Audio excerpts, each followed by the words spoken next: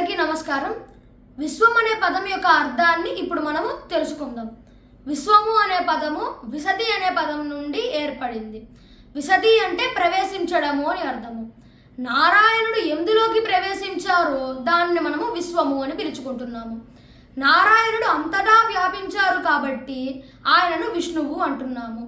కాబట్టి విష్ణువు అన్న విశ్వము అన్న వేరు కాదు.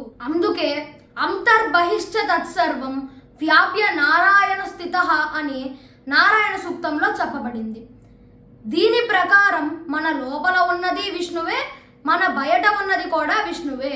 అంటే విశ్వము అన్న విష్ణువు అన్న వేరు కాదు అని దీని పరంగా కూడా మనము తెలుసుకోవచ్చు. విశ్వము అనే పదానికి సర్వము అనే అర్థం కూడా ఉన్నది. ఓంకార ఏ వేదం సర్వం అని చాందోగ్య ఉపనిషత్తు చెబుతుంది. దీని పరంగా ఓంకారము అంటే సర్వము అనే అర్థం వస్తుంది. కాబట్టి విశ్వము అన్న ఓంకారము అన్న సర్వము అనే అర్థం లభిస్తుంది.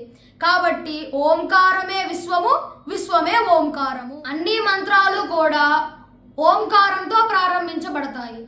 కానీ మనం గమనిస్తే వ్యాసుడు అందించినటువంటి మహాభారతం అనే ఇతిహాసంలోని అనుశాసన పర్వం 149వ అధ్యాయంలో భీష్ముడు యుధిష్ఠరుడితో విష్ణు సహస్రనామాలను విశ్వం విష్ణుర్వషట్కారో అని ప్రారంభిస్తారు. ఇక్కడ మనం గమనిస్తే ఓం బదులుగా విశ్వం అనే పదాన్ని వాడారు. కాబట్టి విశ్వము అన్న ఓం అన్న ఒకటే అని దీని ద్వారా కూడా చెప్పవచ్చు.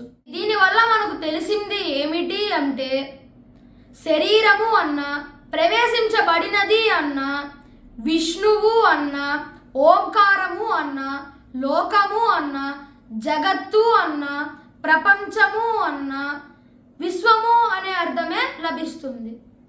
శుభమస్తు.